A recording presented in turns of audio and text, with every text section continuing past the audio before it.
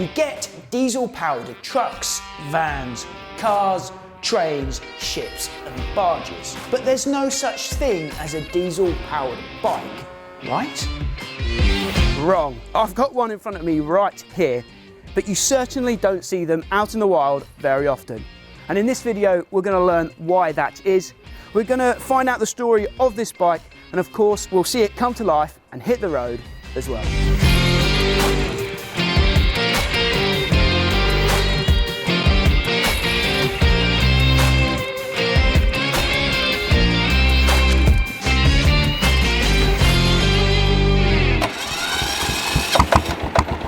So before we get stuck into learning more about this bike, and before we see it hit the road, let's first talk about diesel engines and why we don't see them being used to power motorcycles. First off, what is diesel? So diesel fuel is really any type of liquid fuel designed specifically for use in diesel engines. So then, what is a diesel engine? Well, the diesel engine is named after its inventor, Rudolf Diesel. He was a German engineer who came up with the idea in the late 1800s. In short, a diesel engine is just another type of internal combustion engine. But unlike a petrol-powered motor, in a diesel, fuel ignition takes place without a spark, as a result of compression of the inlet air and then injection of the fuel. Basically, the more you compress a gas, the hotter it gets. So the compression of that inlet air produces enough heat to ignite the fuel without the need of a spark plug. The introduction of the diesel motor was a miraculous step forward for lots of different industries and sectors for many different reasons. For example, diesel engines have the highest thermal efficiency of any combustion engine. Basically, this means that more fuel energy is turned into power and less is lost as heat.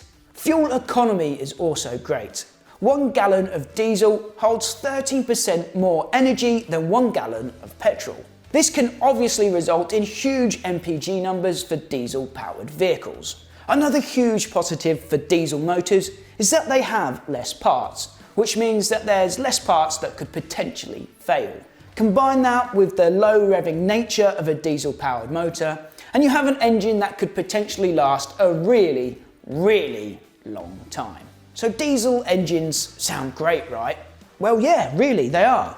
But those characteristics that make diesel motors a great solution for haulage and heavy machinery are actually the exact opposite attributes that we want for our bikes. For starters, diesel motors are heavy. They are designed to handle high compression ratios, which means that they require significantly heavier components to handle the stresses. And they vibrate a lot, which is fine if they're locked away in an engine room of a ship or a barge or something like that. But when you're sat on top of it, that is less than ideal. Diesel motors are low revving and they provide tremendous torque, which again is awesome if you're hauling a heavy load. But generally they can't reach high RPMs and they are not known for their max power numbers, which is something that we as bikers are always interested in. The long stroke needed for high compression ratios means that diesel motors are not only heavier, but they're taller and bulkier than their petrol-powered equivalents. So in summary, the reason that we don't see diesel-powered motorcycles in the showrooms is because of the inherent challenges of squeezing a big, bulky, vibration-prone motor into a small, lightweight motorcycle chassis. Combine that with their less desirable, and let's face it, less fun power delivery, and you just don't have a recipe for motorcycling success. But that doesn't mean that we haven't seen diesel motorcycles hit the road in the past. In the 1980s and 1990s, there was the Royal Enfield Taurus. This bike was built for the Indian market, and it was basically a conversion of the Royal Enfield Bullet. And it was pretty much worse in every single way. It was heavier after the conversion, and it was way slower after the conversion as well. But the fuel economy was insane. The bike had a 4-gallon tank, and it would do 200 miles to the gallon. So you do the maths. That's 800 miles between fuel stops. That's absolutely bonkers, and you can see why that might have worked. you also might have seen online the Hayes military bike, which was basically a converted Kawasaki KLR 650. And it makes complete sense to me why the military would want a motorcycle that could use the same fuel that they already have on base for their heavy armoured vehicles, and boasts a massive fuel range as well. Reportedly, the Hayes had a range of 400 miles, it packed 33 ponies and could reach top speeds of 95 miles per hour. But it was expensive, and I expect it was very heavy as well. So those are the two most famous examples of diesel-powered motorcycles. But there is another, a machine that I've been tracking for years, and we finally found it. So let's learn all about the Frankendiesel. So we love searching out and finding weird and wonderful bikes here on 999 Laser. And this machine here, the Frankendiesel, has been on our radar for quite a few years now. So I'm really happy that we've finally been able to track it down and get it in front of you guys today. And now this man right here is Richard, the guy that owns this machine. Richard, tell me what we're looking at here. What on earth is it? What's the motor? What's the chassis? What is the Frankendiesel? Well, basically, the frame started off as a CB750 Honda. From the 80s, right? From the 80s, yeah. Same as the wheels and the forks. The diesel tank, not petrol tank, is basically a Kawasaki 125. The gearbox is a Honda 125 with the cylinder head taken off and alterations to the crankshaft, etc. because it's driven by a timing belt on the other side of the bike. It has a plant machinery engine in, which is basically a single cylinder Yanmar diesel. It's just under 500cc, and then it's got a Subaru Aisin supercharger bolted to it as well. So pretty much that's what it is. It sounds like a canal boat, especially when it's ticking over. If you was to park it on the canal, I think somebody would think it was a barge going past or something. I was on the internet looking at unusual bikes and came across this and just had to buy it, you know. So I've made a few alterations to it. Can't take all the credit for building it. Because mostly, I believe it was a gentleman in Cornwall. You probably know about that. Yeah. We've been tracking this bike for a good few years. Yeah. So I bought it from Wales, although it was built by, I believe, a guy in Cornwall. I found it in Wales, went to Wales, and sort of thought, I just got to buy it, you know, and that's it. And here it is. And I love it. I've changed the engine because it was a Chinese copy engine of a Yanmar, yes, diesel. But that blew up, unfortunately, possibly due to the supercharger being a bit overpowered for it.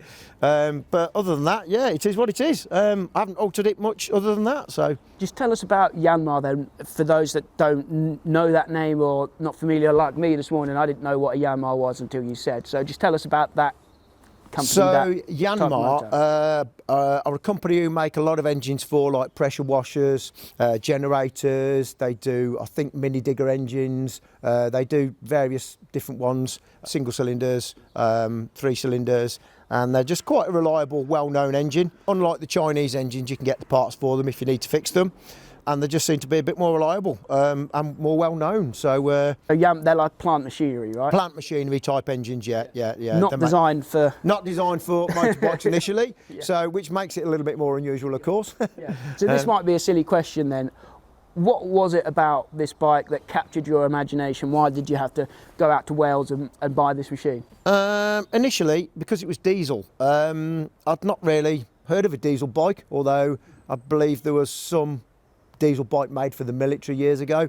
Can't really find those, there's none of them around. So this came up, and then I thought, diesel, yeah, that's unusual. That'll turn a few heads and, you know, create a few conversations, and it does.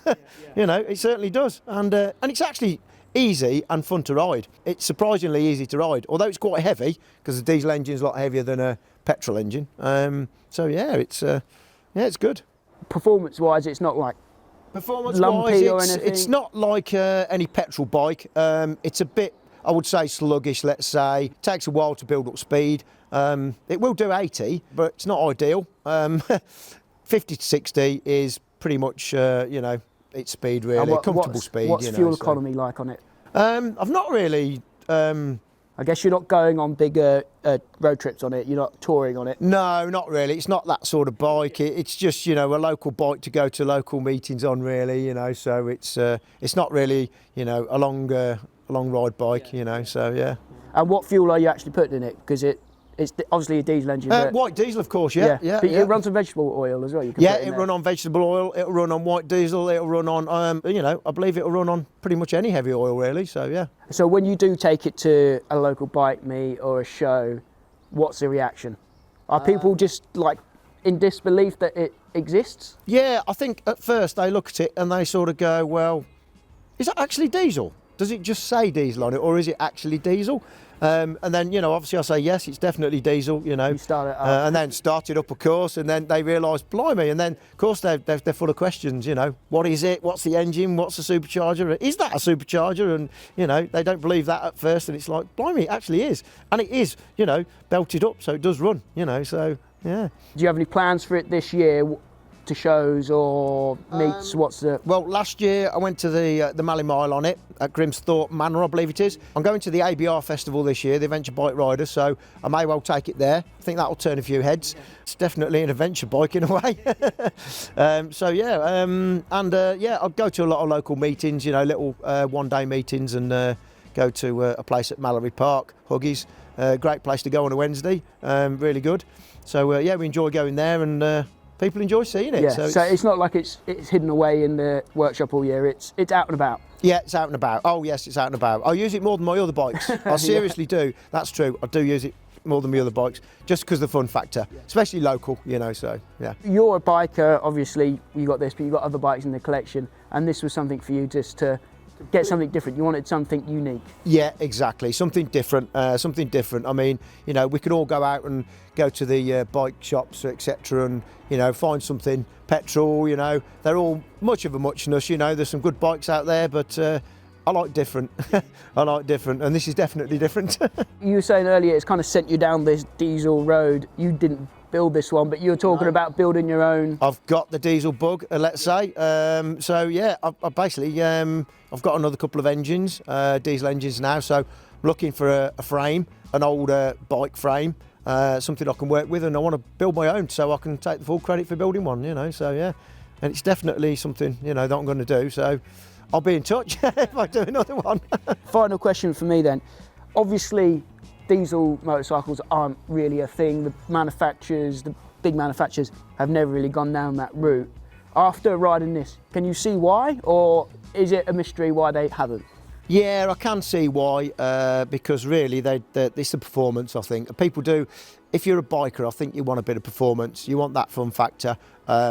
This has got a fun factor, but not in power-wise, you know. It's so you couldn't, you know, go miles and miles and miles on it really, because it would take you a while. It's a bit sluggish. The uniqueness of it is the fun. It is, yeah. Uniqueness is definitely the thing with the bike. You know, uniqueness. It's just fun. The fun factor outweighs anything else on it, really. You know, so I think that's about. Let's see it come to life then. Let's hit the road on it, and we'll see how the Frankendiesel performs out in the wild.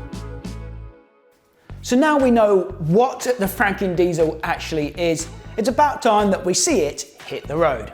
But first, I just need to say a quick thank you to our channel sponsors, Pewterline, for supporting what we do and for helping us make videos like this one. Pewterline have motorcycle oils, lubricants, cleaning products for both your road bikes and for your dirt bikes as well. Just head over to their website, there's a link in the description down below, and you can type in your bike model into their search bar and they'll pull up all of the products that they recommend you need for your machine. As always, a huge thanks goes to Pewterline for supporting what we do.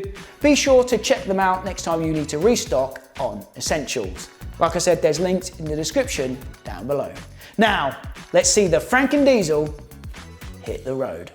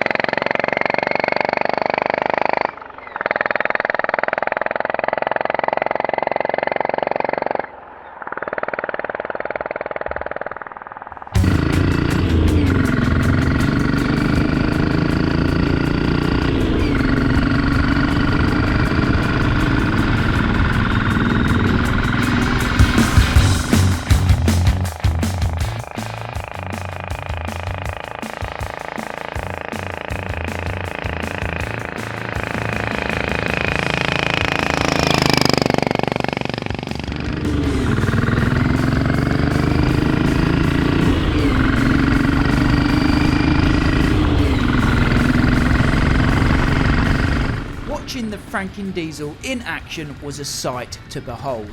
That unique sound and the black smoke billowing out of the exhaust certainly had heads turning.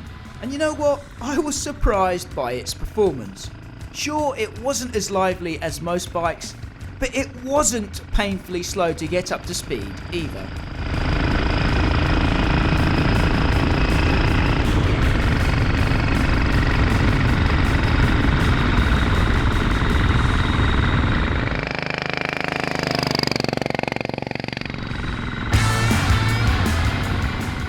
I do see how the individuality of the Frankendiesel can put a big old smile on your face. But it's also obvious that petrol motors have nothing to fear here. Nevertheless, what a cool machine. We absolutely love featuring bikes like this, so if you've got something special that you think we should feature, please do get in touch. All that's left to say is, my name's Max, you've been watching 999 Laser, subscribe for more two-wheeled action like this.